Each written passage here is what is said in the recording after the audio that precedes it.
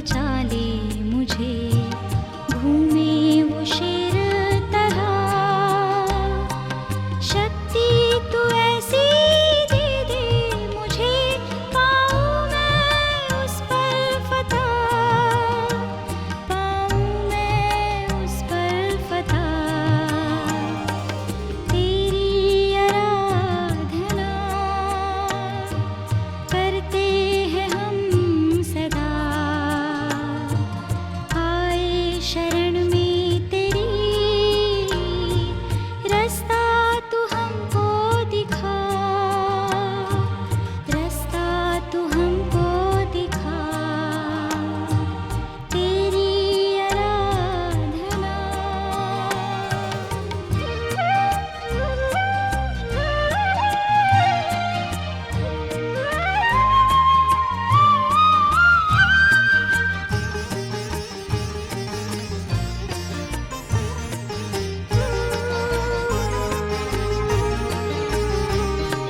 चाहत है मेरी तू दिल में बसे, भर दे सब खाली जगह। ऐसा ही मैं जीवन जीऊं, बन जाऊं तेरी तरह, बन जाऊं तेरी तरह। तेरी आराधना करते हैं हम सदा, आए शरण में तेरी, रास्ता तू हमको दिखा,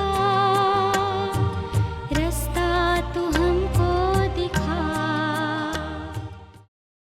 मेरे प्यारे भाइयों और बहनों, प्रभु यीशु मसीह के मधुर नाम में मैं पादरी बरकत मसीह आप सबका हार्दिक स्वागत करता हूं इस विशेष कार्यक्रम में जो आपके लिए तैयार किया गया है।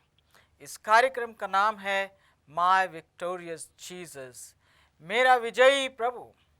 जी हाँ, जब हम विजयी प्रभु की बात करते हैं हमें प्रोत्साहन मिलता है, हमारी हिम्मत बढ़ती है, हमारा साहस बढ़ता है और हम एक बेहतर तरीके से अपनी ज़िंदगी को जीने का साहस और हिम्मत पाते हैं। हमने यीशु मसीह के जीवन के अनेक पहलुओं को देखा है और हमने ये देखा है कि अपने जन्म से लेके मृत्यु तक हमेशा वो शैतान की हर एक शक्ति और हर एक युक्ति के ऊपर वो जयवंत हुआ। वो विजयी प्रभु है। आज उसकी कब्र खाली है। आज यही कारण है कि दुनिया में असंख्य लोग उसको अपना प्रभु और अपना स्वामी मानते हैं। आज यही कारण है कि दुनिया में सबसे अधिक नाम जो है वो प्रभु यीशु मसीह का लिया जाता है, जबकि प्रभु यीशु मसीह ने बहुत थोड़े समय, केवल 3 साल 6 महीने तक सेवकाई की। प्रभु यीशु मसीह ने कोई विद्यालय, कोई कॉलेज स्थापित नहीं किया, लेकिन आज उसके नाम से जितने विद्यालय, जितने कॉलेज, जितने अस्पताल, जितने संस्थान पाए जाते हैं, उतने बाकी दुनिया में सारे लोगों के नाम से नहीं पाए जाते हैं। प्रभु यीशु मसीह ने कोई किताब नहीं लिखी, लेकिन जितनी किताबें प्रभु यीशु मसीह के जीवन पर लिखी गई हैं वो दुनिया के बाकी तमाम धर्म गुरुओं के जीवन के ऊपर भी नहीं लिखी गई हैं, जितनी केवल एक व्यक्ति प्रभु यीशु मसीह के ऊपर किताबें लिखी गई हैं। बातें बहुत सी हैं जिसका हम चर्चा कर सकते हैं। हमारा उद्देश्य प्रभु यीशु मसीह के जीवन के उन पहलुओं को देखना, जानना और समझना है जो हमें हमारे जीवन में विजयी बना सकते हैं। एक बार फिर से मैं आपके सामने इसी बात को रखना चाहता हूं कि हमें समझना है कि सच्ची सफलता कौन सी है, सच्ची कामयाबी क्या है, एक सच्ची विजय क्या है। हर एक को अगर अपने सामने रखकर हम इस बात को सोचें और विचार करें तो हम पाएंगे कि सफलता की परिभाषा सबके लिए अलग अलग है, लेकिन मसीही सफलता का उद्देश्य और मकसद केवल एक है, और वो ये है कि हम प्रभु यीशु मसीह के दूसरे आगमन के समय उसके सामने खड़े होने के योग्य पाए जाएं। वो ये है कि जब वो हमें लेने के लिए आए तो हम उसके सामने खड़े होने के योग्य पाए जाएं और उसके साथ हम स्वर्गीय राज्य में प्रवेश कर सकें। यदि ये हो जाता है तो आप कामयाब हैं, आप सफल हैं, आप विजयी हैं। अन्यथा आप दुनिया की सारी धन दौलत को प्राप्त कर लें, दुनिया में बड़ी से बड़ी कामयाबी को प्राप्त कर लें, दुनिया आपके नाम के सामने घुटने टेके और दंडवत करे, लेकिन यदि आपका नाम जीवन की पुस्तक में नहीं पाया जाता, आप प्रभु यीशु मसीह के आगमन के लिए तैयार नहीं हैं, तो आप एक असफल व्यक्ति हैं और आप जो कुछ भी करते हैं उससे आपको कोई भी लाभ प्राप्त होने वाला नहीं है। हमारा सांसारिक जीवन बहुत थोड़े समय का है और सांसारिक जीवन की सुख और सुविधाएं बहुत थोड़े समय की हैं, लेकिन अनंत काल का जीवन हमें परमेश्वर की उपस्थिति में बिताना है। हमें परमेश्वर के सामने रहते हुए अनंत काल का समय बिताना है। इसलिए इस संसार में रहते हुए हमें और आपको स्वर्गीय राज्य के लिए अपने आप को तैयार करना होगा। इस संदेश का यही मकसद है, यही उद्देश्य है। जो विषय मैं आपके साथ बांटना चाहता हूं इस समय वो ये है कि प्रभु यीशु मसीह ने धन दौलत की चाह के ऊपर किस प्रकार से विजय प्राप्त की।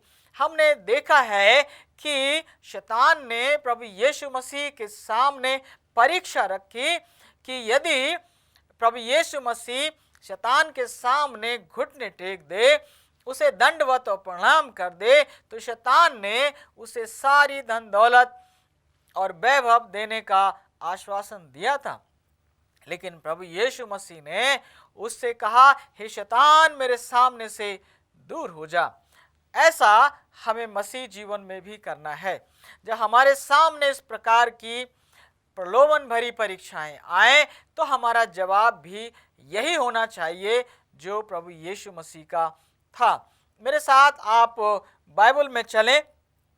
अगर हम मत्ती 19 अध्याय और उसके 16 पद से लेकर आगे तक पढ़ें 30 पद तक, तो यहाँ पर हम एक बहुत ही सचित्र और विचित्र घटना को पाते हैं।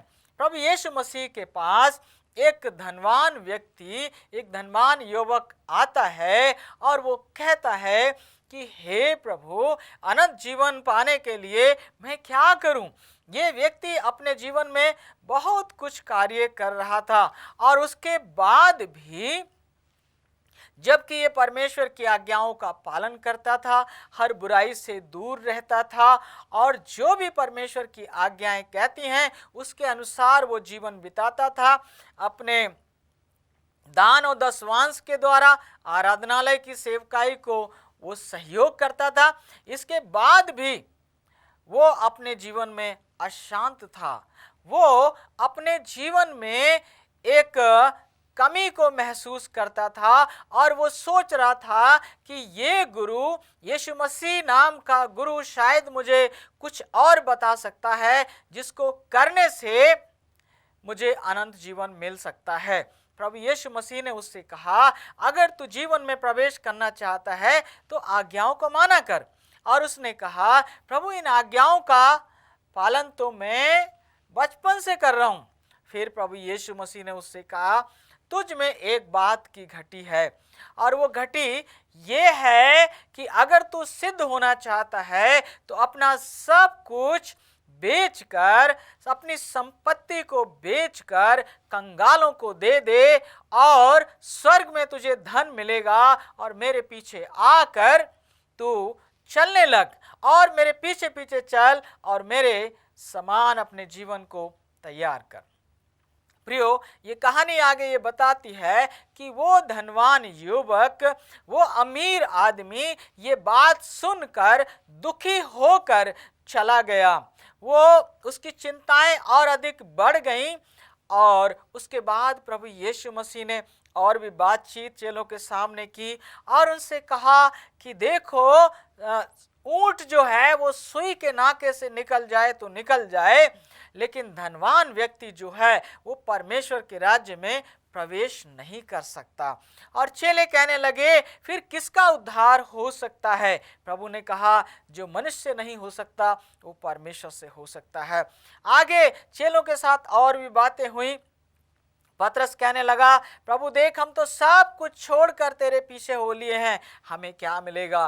प्रभु ने कहा, देखो, इस संसार में तुम्हें 100 गुना मिलेगा और स्वर्ग में तुम्हें अनंत जीवन मिलेगा। मेरे प्रियो, यहाँ पर पाने के लिए खोने की बात कही गई है।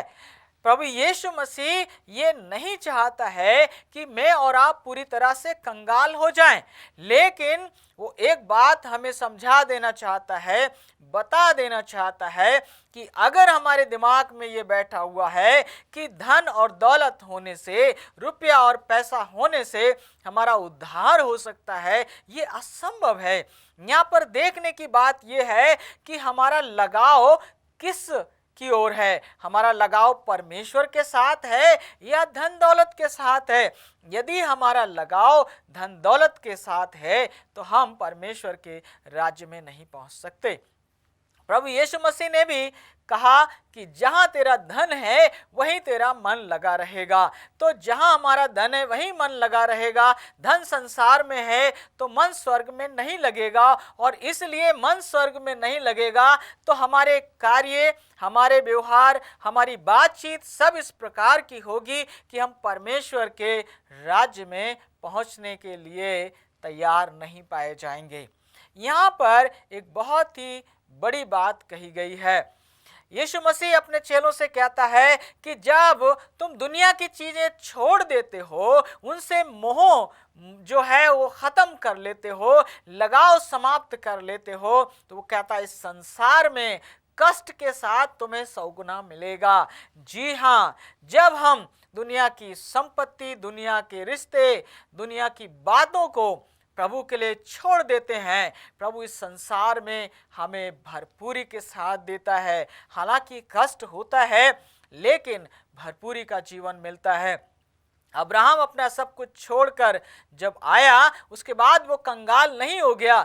जो कुछ उसके पास था प्रभु ने उसे आशीष दी और उसे बढ़ाया और उसे संपन्न कर दिया। मेरे प्रियो, आज आपका मन कहाँ है?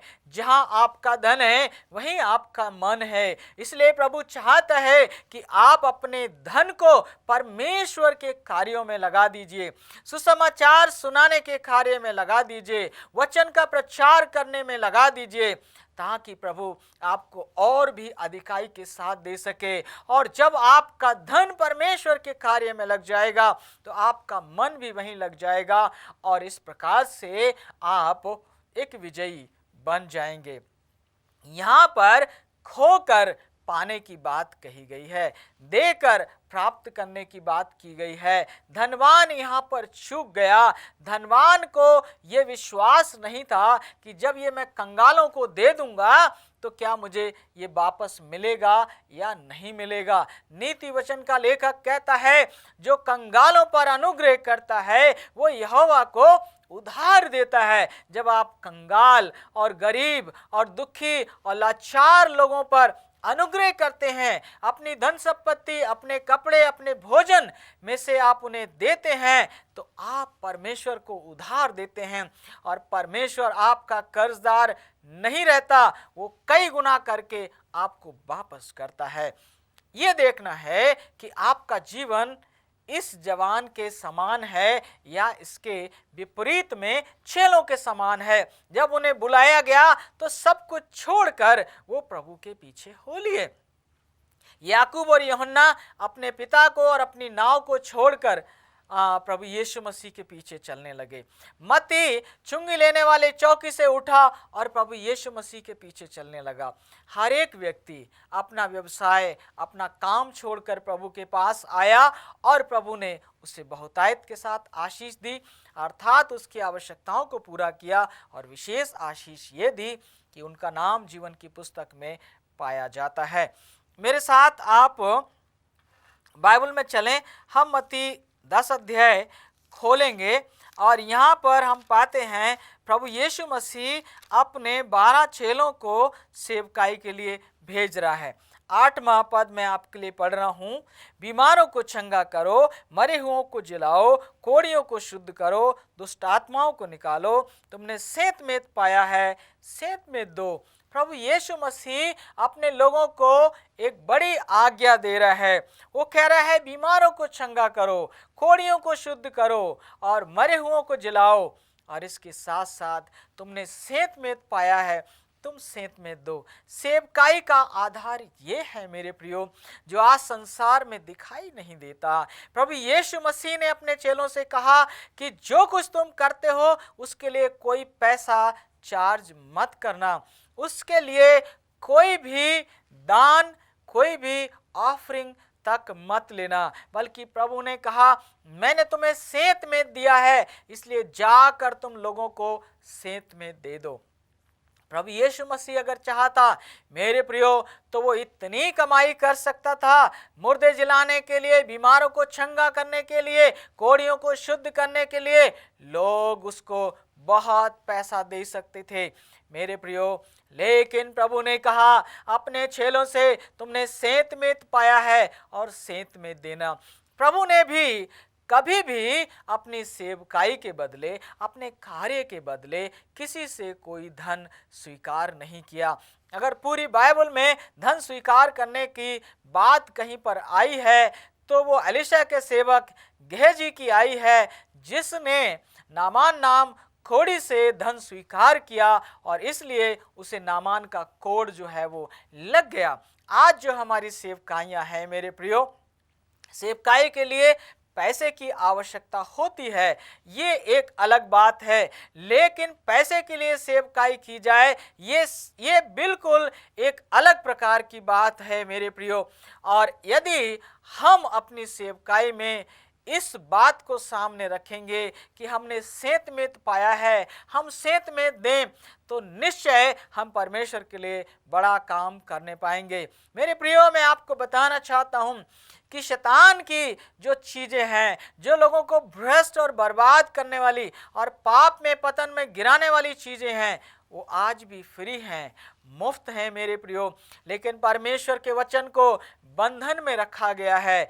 जो लोग परमेश्वर के नाम से किताबें लिखते हैं, सीडी डीवीडी तैयार करते हैं, वो पैसा कमाना चाहते हैं और इसलिए इस संसार में परमेश्वर का काम जो है वो हो नहीं पा रहा है, क्योंकि हमारे अंदर विश्वास की घटी है। प्रभु ने कहा जो कुछ तुम्हें मिला है वो तुम सेंत मेंत लोगों को दो, तुम्हारी आवश्यकताओं को पूरा करना मेरी जिम्मेवारी है। क्या आप उस पर विश्वास और भरोसा करेंगे कि उसने किस प्रकार से धन की चाह के ऊपर जय प्राप्त की? धन की चाह एक बहुत ही बड़ा प्रलोभन है, जिसमें बहुत अच्छे अच्छे लोग गिर जाते हैं। आज आप अपनी निगाह उठाकर देखिए, बड़े बड़े धर्म गुरुओं को देखिए, इनके पास अथाह दौलत है, इनके पास बहुत पैसा है और आप देख सकते हैं कि इनके जीवन में और प्रभु यीशु मसीह के जीवन में कितना बड़ा अंतर है मेरे प्रियो।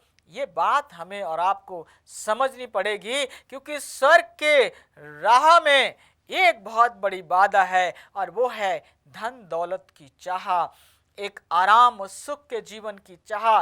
स्वर्गीय मार्ग में एक बाधा है, एक रुकावट है, जिसके ऊपर हमें और आपको विजयी होना है। हमें पैसे से नहीं परंतु परमेश्वर से प्यार करना है, क्योंकि परमेश्वर पैसा दे सकता है लेकिन पैसा परमेश्वर नहीं दे सकता है। हमें इस बात को बहुत अच्छी प्रकार से समझना है। अगर हम परमेश्वर से प्यार करेंगे तो परमेश्वर हमारी आवश्यकताओं को पूरा करने के लिए पैसा दे सकता है। यदि हम पैसे से प्यार करेंगे तो पैसा हमें परमेश्वर के पास नहीं पहुंचा सकता। आज के संदेश में आप इस बात को समझने पाएंगे। मेरे साथ आप बाइबल में और आगे चलें और हम प्रेरितों काम 8 अध्याय में जाना चाहते हैं। 14 पद के बाद यहाँ पर एक घटना है जो हमें और आपको बहुत बड़ी जानकारी देती है। मेरे प्रियो, यहाँ पर बताया गया है कि फिलिप्पुस जो प्रभु यीशु मसीह का सेवक था, वो सामरिया में प्रचार करने के लिए गया और सामरिया में प्रचार करने के कारण बहुत लोगों ने प्रभु यीशु मसीह को ग्रहण किया, उन्होंने बपतिस्मा लिया और वहाँ पर चेलों को भेजा गया, पतरस और यूहन्ना को भेजा गया ताकि जाकर उन लोगों को बपतिस्मा दे और उनके ऊपर हाथ रखे ताकि वो पवित्र आत्मा का दान पाए। मेरे प्रियो, यहाँ पर एक व्यक्ति था जिसका नाम था शमौन जादूगर। ये व्यक्ति अपने क्षेत्र में बहुत ही सम्मानीय था, बहुत ही आदरणीय था और ये जो है अपनी जादू की शक्ति के द्वारा, अपने जादू टोने के द्वारा ये लोगों के दिलों पर राज्य करता था। लोग इसका बड़ा आदर और मान करते थे। लेकिन जब इसने देखा कि सारे लोग सुसमाचार को स्वीकार कर रहे हैं, बपतिस्मा ले रहे हैं, इसने भी सुसमाचार को स्वीकार किया और बपतिस्मा लिया। और जब पतरस और यूहन्ना वहां पर आए और आकर उसने उन्होंने जिन लोगों ने बपतिस्मा लिया था उनके सर पर हाथ रख के प्रार्थना की, वो पवित्र आत्मा से भर गए। तब इस व्यक्ति ने क्या किया, ये अपने घर में गया और कुछ पैसे लेकर आया, कुछ रुपए लेकर आया और लेकर आकर ये पतरस और यूहन्ना से कहने लगा, हे साहिबो, ये अधिकार मुझे भी दे दो कि मैं भी जिस किसी पर हाथ रखूं वो पवित्र आत्मा का दान पाए। पतरस ने उससे कहा कि तेरे साथ जो तेरे रुपए हैं वो भी नाश हो, क्योंकि तूने पैसे के द्वारा परमेश्वर के वरदान को खरीदने की कोशिश की है। मेरे प्रियो, हमें यहाँ पर देखना है, समझना है कि पैसे से हम परमेश्वर के वरदान को प्राप्त नहीं कर सकते, लेकिन परमेश्वर का वरदान हमें मिल जाए तो पैसे की घटी भी हमारे जीवन में नहीं होगी। हमारी हर आवश्यकता समय पर पूरी की जाएगी, क्योंकि हमारा प्रभु एक विजयी प्रभु है। और भजनकार कहता है कि जवान सिंहों को घटी हो जाए तो हो जाए, लेकिन परमेश्वर के डरवैयों को किसी भली वस्तु की कमी और घटी कभी भी नहीं होगी। आपका विश्वास कहाँ है? क्या आप पैसे के पीछे भाग रहे हैं? अगर आप पैसे के पीछे भाग रहे हैं, अगर आप पैसे को प्राप्त करने का प्रयास कर रहे हैं मेरे प्रियो, तो मैं आपको बताना चाहता हूं, आप एक गलत राह पर चल पड़े हैं। इसका अंत विनाश है। पैसे की खोज करते हुए, पैसे को प्राप्त करने की कोशिश करते हुए बहुत से लोग जो हैं वो अनंत जीवन से वंचित हो चुके हैं। मेरे प्रियो, अगर हम फिलिपियों की पत्री 3 अध्याय और उसका 8 पद पढ़ें तो वहाँ पर हम पाते हैं कि पौलुस कहता है कि मसीह को प्राप्त करने के लिए मैंने संसार के लाभ को, संसार की धन दौलत को कूड़ा करकट समझ लिया है। संसार की धन दौलत कूड़ा करकट है मेरे प्रियो। इस कूड़े करकट के पीछे मत भागिए। आप स्वर्ग जाने वाले हैं। वहाँ यरूशलेम की सड़कें सोने की हैं, वहाँ की दीवारें मोतियों की हैं मेरे प्रियो। वहाँ धन दौलत की कोई कमी नहीं है। इस संसार में हम धन दौलत पर जय पाएंगे तो स्वर्ग में धन दौलत की हमें कमी और घटी नहीं होगी। इस बात को हम और आप याद रखें। परमेश्वर हमसे प्यार करता है और वो चाहता है कि हम और आप विजयी हों और धन की चाह पर हम जयवंत हो सकें, जैसे कि प्रभु यीशु मसीह जयवंत हुआ, प्रभु यीशु मसीह के चेले जयवंत हुए और पतरस जयवंत हुआ। हमें भी जयवंत होना है। काश परमेश्वर संदेश से आपको आशीष दे। आइए हम प्रार्थना करें।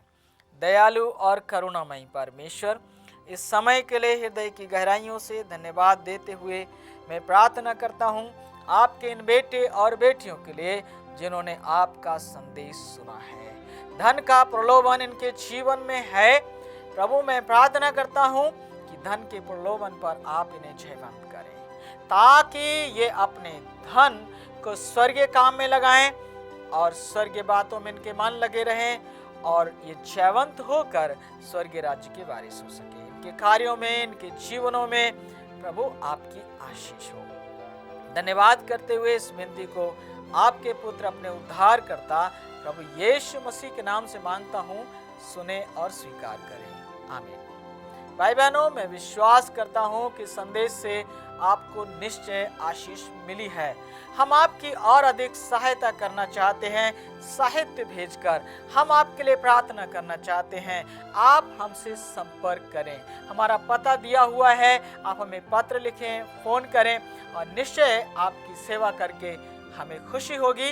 प्रभु आपको आशीष दे।